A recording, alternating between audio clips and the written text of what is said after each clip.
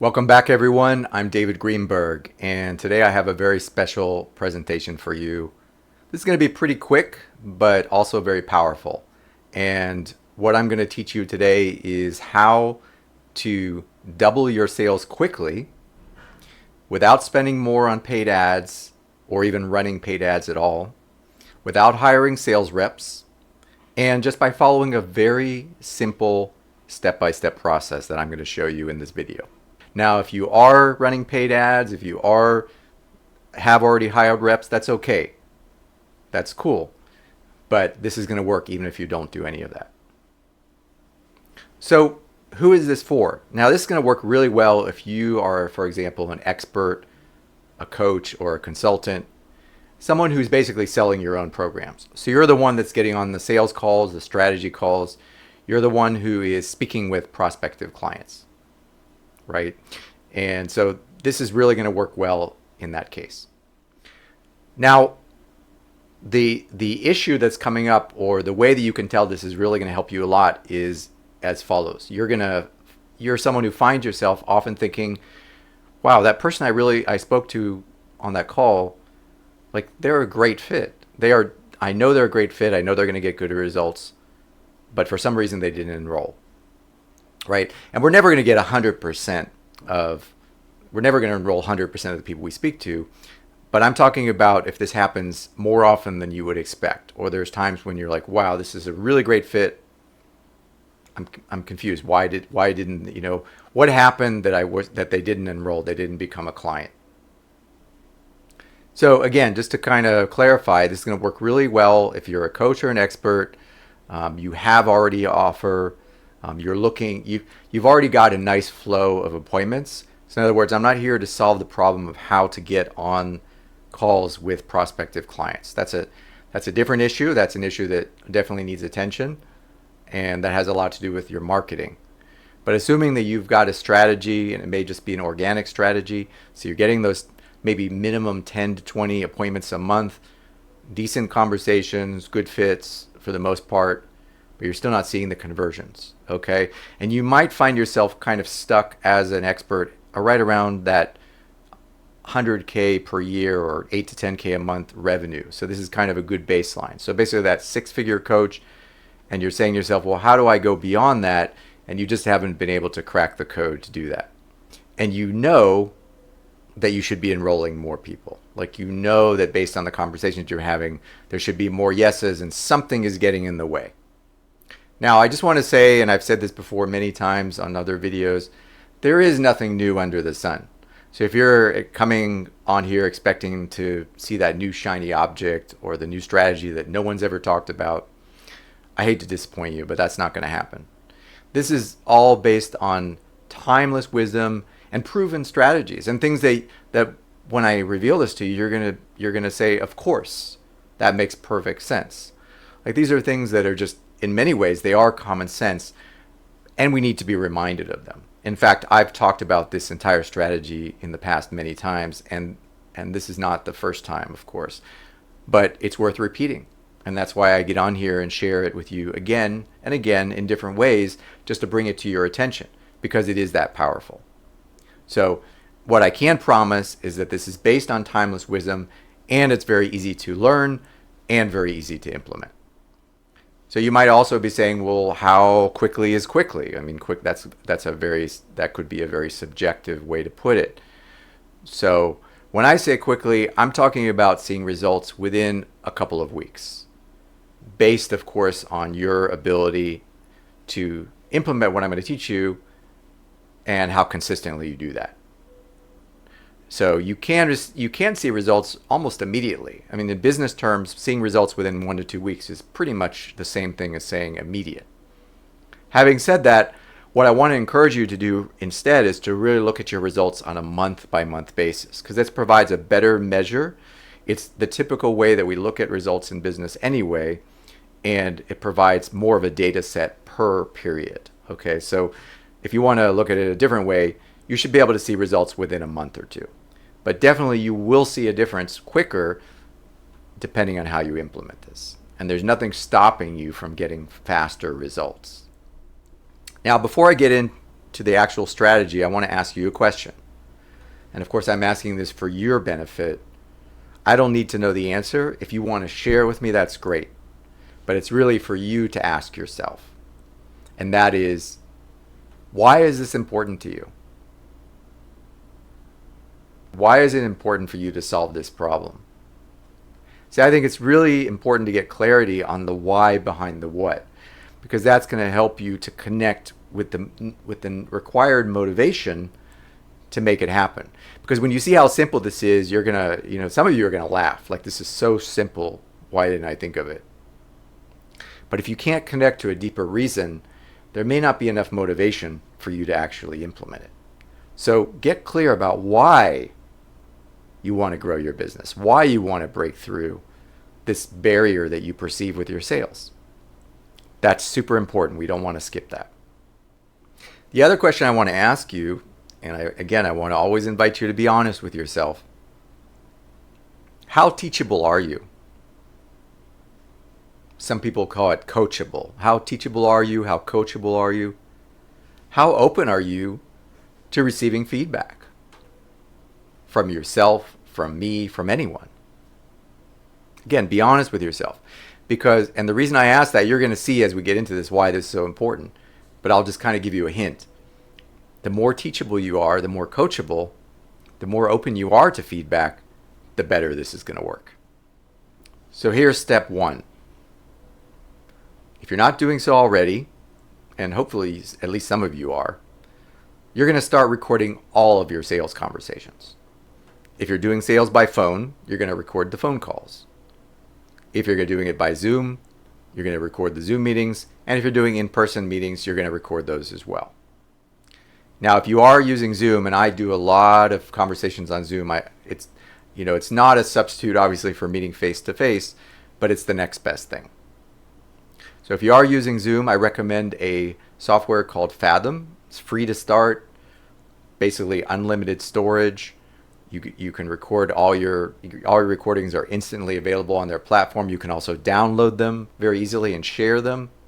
So I'll provide a link somewhere in the show notes so you can sign up for Fathom. It works really well. You do have to have a paid account with Zoom, but I think most people who are doing sales conversations will, because the free account on Zoom is very limited. Now, if you're doing phone sales, and I've done a lot of phone sales, I still do, most decent CRMs or voice over IP platforms, in other words, digital phone systems, they're going to offer a built-in call recording. So think of Close.com, HubSpot, Salesforce, other CRMs, voice over IP platforms, RingCentral, for example, comes to mind. They're all going to have an option. It may be built in, it may be an upgrade, but they're all going to have an option. And there are some really cool third-party apps. If you're doing your calls on the computer, you can buy on the cheap or download some pretty inexpensive programs to record your calls. I used to use a program many years ago called Ice Cream Recorder. Yeah, that you heard that correctly, Ice Cream Recorder. I don't know if they're still around. They probably are. It wasn't free, but it was like a one-time payment, and it worked really well. Now, if you're making calls directly on your mobile phone, that's cool. There are some software that you can look for and download to record directly on the phone. I personally don't like to do my sales calls on my mobile device, but that's always an option. Great. So that's step one. So now that you've gotten into the habit of recording all of your calls, what you're going to do is you're going to schedule time to review those conversations, right? Now your time is valuable, so you're going to prioritize at the top the calls where, again, thinking back to what we said in the beginning, where you felt pretty strongly or pretty specifically, this should have been a sale. This should have been a sale, but something happened. I'm not sure exactly what, or you may have an idea, but it didn't result in a sale, even though it was a great fit prospect and all the conditions were there for them to enroll. Those are the calls you want to prioritize the highest. Having said that, you should also listen to your other calls, even the ones where you did make a sale, so that you can learn what worked well and build on top of that. Or you can notice things that you're doing that maybe aren't optimal, so you still got the sale, but if you were able to eliminate certain things, your conversions would still improve. How much time is enough? Again, we're all busy. We've all got a lot of things that we need to do. Time is of a concern. It's a limited resource. So how much time should you really spend on this to get good results? Well, I would say if this is the first time you're ever doing this, then you should really dedicate as much time as possible on the front end until you start getting good at reviewing your own calls and you start getting good insights that you know you can take action on. So when you start to get real feedback and you can identify this, yes, this is something that I can put into practice, then you can start to scale that back. But in the beginning, you want to over commit yourself, as it were, especially if you feel like you're in a rut or you haven't quite cracked the nut of exactly what to look for when listening to your recordings. You can also use this trick. You can speed up recordings even a little bit, 1.2, 1.5. That's a comfortable speed where it's a little faster, but you can still keep track of everything that's going on. This is really going to help. I want you to imagine that you are someone else. You're a coach or a mentor who's reviewing your calls for you rather than yourself. This allows you to kind of separate yourself to a degree from the emotional attachment to your own call and to look at it a little more objectively. Now, this is not 100% because you obviously are you, but you're playing a little game. You're playing a little imaginary game here as though you are someone who's reviewing someone else's call. And try to really be as objective as you can. The more you can do that, the better you're going to get at providing salient and valuable feedback to yourself. And I want you to pay particular attention to the first 2 to 3 minutes of the call. This is really especially important, especially if this is the first time that you're actually looking at your own calls. Because I can tell you from personal experience that this is more often than not, this is where the sale is lost or when the sale is earned. It's actually where it's lost because, again, everything that happens after that is what earns the sale.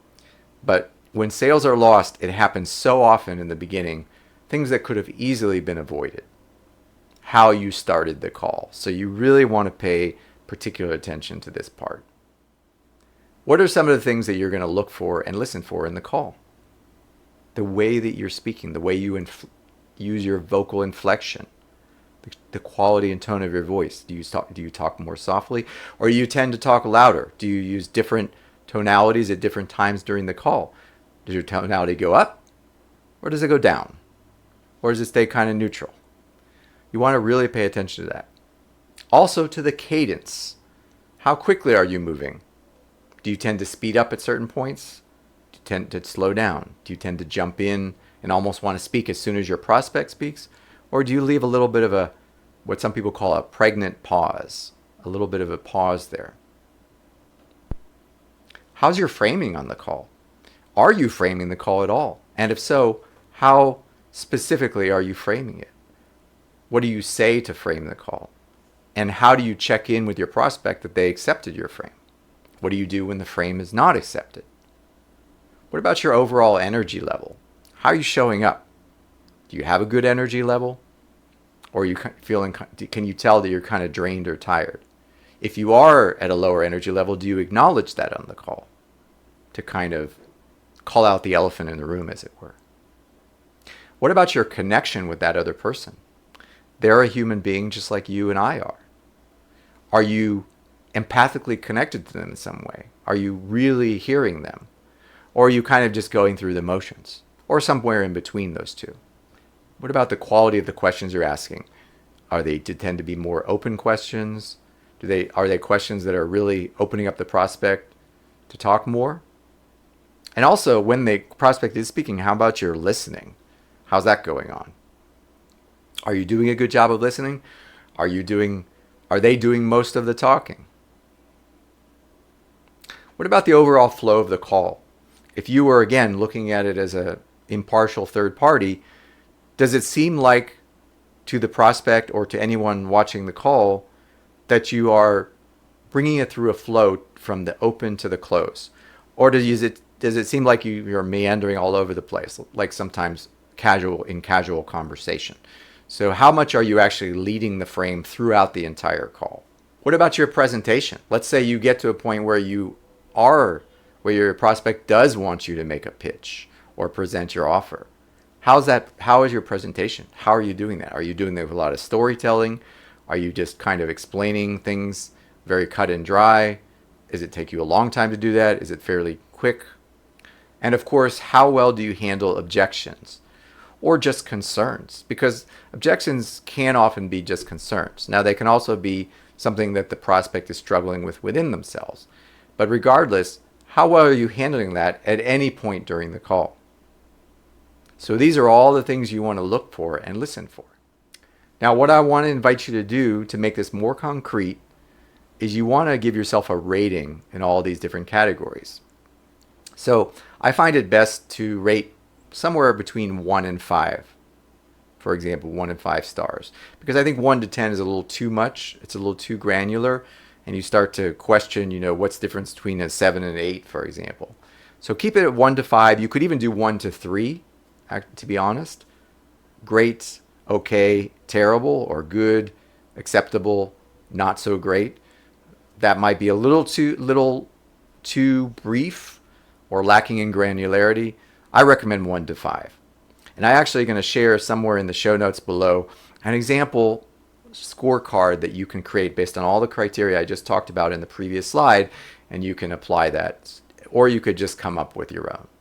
But the key is to have a scorecard and then an area for you to write some free-form notes where you just kind of share your general thoughts and feelings about how the call went, as well as any insights you had. Now, for the calls that didn't close, I want to invite you to try to identify the main reason why. Why not? Why didn't it result in a sale? Usually there are 1 or 2 or 3 main causal factors or reasons why there wasn't a sale. There could be pure logistics where the prospect was definitely bought in and they just needed some time to logistically handle actually making the payment. That does come up, okay? It can happen, but my experience is that the vast majority of times it's not logistics. There was something else that got in the way. Something going on in their mindset that perhaps you weren't able to address, or something that they picked up from you that kind of eroded in a way their trust in you or in the solution. So it could be a combination of those things. So really I want to invite you to become good at trying to be like the detective and see if you can identify what those causal factors actually are. Now, in my experience, most objections boil down to one of 3 things: trust, fear, or urgency. So trust of things like, I trust you to help me. I trust the solution that you're offering, that if I do my part, it can help me achieve my goals. Fear is more of an internal state. So in other words, they like what they're seeing, they know that it has the value to help them, but they're afraid to commit. There's some kind of fear to take the leap, because ultimately it is, no matter how much you trust it, there's always going to be a leap. So it's almost like trust in self. The third is urgency, which is less common, I think, but it's where there isn't enough urgency, and it has to be really internal urgency on their part to move forward, even though they can see logically that it all makes sense and they can, they feel good about the solution, they feel like it helps, but there isn't enough urgency, right? There isn't enough urgency to overcome some of the obstacles, including how to make the investment if that's going to be a challenge for them. So whenever you hear these objections like, I need to check with my spouse, or I need to move money around, or even I need to think about it, these are pretty much almost always a variation of trust, fear, or urgency. And as you start to evaluate your calls and you see these objections coming up, you can start to think about them in that context and then see how you address them. Did you do a good job of helping the prospect address them for themselves? because that's what you're helping them to do. You're helping them to figure out what they need to see or do to get to have the trust, how to overcome that fear, and how to prioritize this so that it becomes an urgent matter. It becomes something that they need to take action on sooner rather than later. Now, in the course of doing this, you may also discover that you're not really speaking with the right people, or maybe not the most ideal audience. Now, if that's the case, that's a different issue. That's good to know, because anytime you just uncover something that is not working well, that's great, because that allows you to go back and make corrections. But if you're finding that you're not really speaking to the right people, well, first of all, make sure that you're really clear on what that looks like. But it could be as simple as going back and adjusting the targeting that you're using to generate the appointments. And then once you do that, that combined with the feedback that you're already doing, those together are going to help you improve the results. Now, let's assume that you took action on everything I just taught you, and you started reviewing your call recordings, and let's say you've been able to identify some things that you can improve. So you've already made note of a few things that are very clear that you can take action on. I want to invite you to go back and start acting on them immediately. Start applying that to your upcoming calls. And I would also say, don't try to change everything all at once. If you identified one thing that you feel is really worth honing in on, then focus on that one thing and go take action on that in your next several calls. And then do some feedback again to see how you did. Keep practicing that until you've got that handled. Maybe you're kind of fumbling the beginning of the calls, and your action item is to come into the call with immediate clarity and just take charge immediately, but in a way that's not overbearing and in a way that doesn't feel like you're trying to control, right? So you're just that confident taking charge of the call. So let's say that's the one thing you want to improve. So just work on that over and over again in your upcoming calls until you've got that nailed, until you own that, until it becomes natural.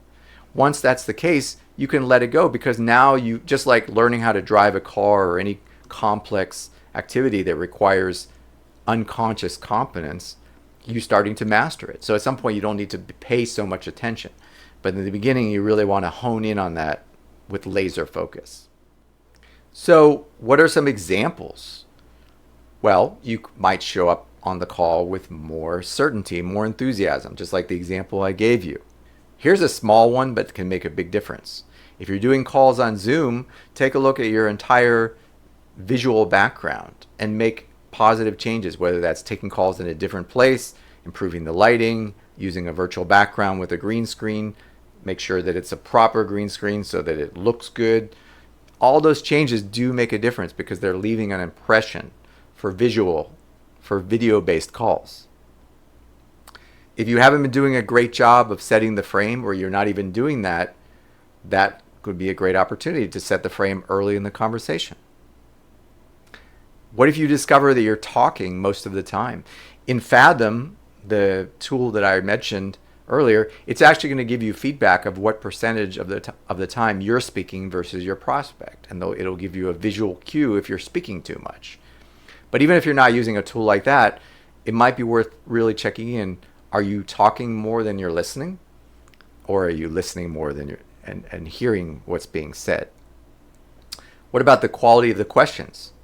Maybe you can ask more open questions in order to open up the conversation. On the other hand, if your prospect goes on and on for a long time and starts to maybe consume a lot of the call time with things that aren't really relevant, how quickly can you act on that in a way that is confident and showing leadership, but not controlling, and respectful, to kind of take back control of the call, right? So how good are you at kind of reining that in, reminding the prospect that you have limited time, but doing it in a way that you have their buy-in? What if your prospect's coming in and they have something in their mindset is getting in the way? You can see they have a bad mindset around something that's going to keep showing up in their results. How good are you at helping them to change that mindset so that they actually have an opportunity to get better results? And of course, when it comes to sales, handling objections is so important. How good are you at pre-handling objections? Meaning, anticipating potential objections early in the conversation and addressing things as they come up rather than letting them sit until the end of the call, where now it's much harder to deal with them because they've kind of remained in the mind of your prospect the whole time. So these are just a few examples, and of course there are going to be an infinite number of examples, but these are some of the top things that you can pay attention to. So again, I mentioned this before, but it's worth emphasizing. The way you start the call, whether it's on the phone or on Zoom, is extremely important. I think you should show up with enthusiasm, with certainty, and confidence, because you're basically conveying to your prospect that you are enthusiastic about what you do. In other words, you're doing what you love, what you know is important. There's an alignment between your state of mind and what you're doing. You know what you're doing. You're very smart. You know exactly how this is all going to play out. You know how you want to conduct the call from your perspective. And you know that if there's an opportunity to help, you can help because you have a solution. It may or may not be the right solution for the particular person you're speaking to, but if it is, you know that you can help them. So these are things that you need to convey immediately at the beginning of the call, even before it all plays out. Because again, you don't know what's going to happen. They may not be a fit. They may just not want to do it. That's cool. Everybody has free will. But you know that you're showing up 100% to do your part. After having conducted thousands of sales conversations, I can tell you that most people struggle with one thing more than anything else, and that is making a decision. Even small decisions can often people struggle with that. And I'm talking about yes or no, right? But ultimately, if people are going to work with you, they do need to make a decision. You may have decided that you want to help them, and you can, but they still need to make the decision for themselves. What I find really helps is if you can focus more on helping them to make a decision, either way, then you're going to be more successful in everything you do with sales. Because I'll tell you what, if I'm meeting with someone and they can look straight into my eyes with confidence, they look me in the face and say, David, I really appreciate this. This looks really good. However, for the following reasons, I'm not going to do this. And here's why. And I've made up my mind. I would have high respect for that person. And I would actually congratulate them for having made a decision. I wouldn't have any ill will, any hard feelings about it at all. And I would feel more comfortable about a definitive no than kind of wishy-washy, I'm not sure, I need to think about it. And it's not because I need the sale. It's because I want to help that person make decisions. Because ultimately in life, the only way we can move forward is when we decide what to do and then act accordingly. So if you can kind of bring that energy to your calls and help them more than anything make a good decision, then it's going to be a win and you're going to be winning in your sales. So get more attached to actually helping them, again, to make decisions, to make better choices, to gain back control of their life, than actually depositing money in your account. If you set the order that way, then ironically or paradoxically, you will get more money in your account because you're focusing not on the money itself, but on the value. And the exchange will occur in proportion to how much value you offer. Another way to think about sales is that if you're familiar with trust law, you know how trusts work. And trust law is a big part of the way law works. So sales is kind of like, well, I wouldn't say it's kind of like, it is a trustee beneficiary relationship.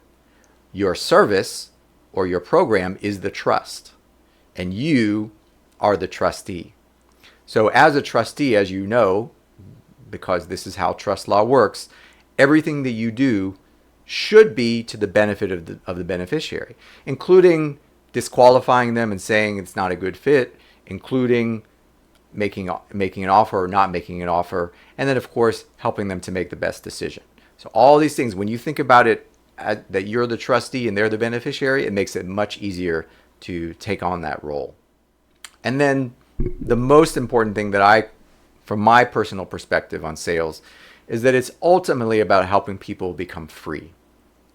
This is the core of my philosophy on sales. And I'll of course talk more about this in upcoming videos. But really, what you're really there to do and this is why helping them make decisions is part of this, you're really there to help them unlock freedom. Mental freedom, physical freedom, meaning more choices, and ultimately even spiritual freedom. The freedom to be who they truly are.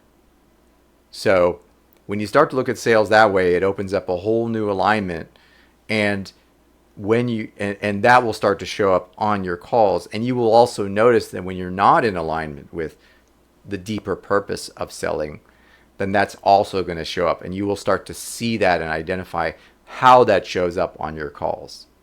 So I invite you, of course, to get in touch with your own belief about sales, but I wanted to share with you this as my deepest understanding of sales to kind of help you in that way.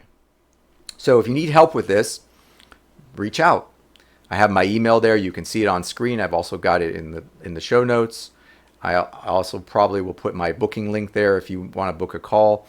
I do offer a free 15-minute review of any of your sales conversations. So what that means is I'm going to listen to your call, maybe not the entire call, but starting in the beginning, and I'm listening for golden nuggets. I'm listening for something that I can share back, something that you can take action on immediately. All you have to do is share one of your call recordings with me.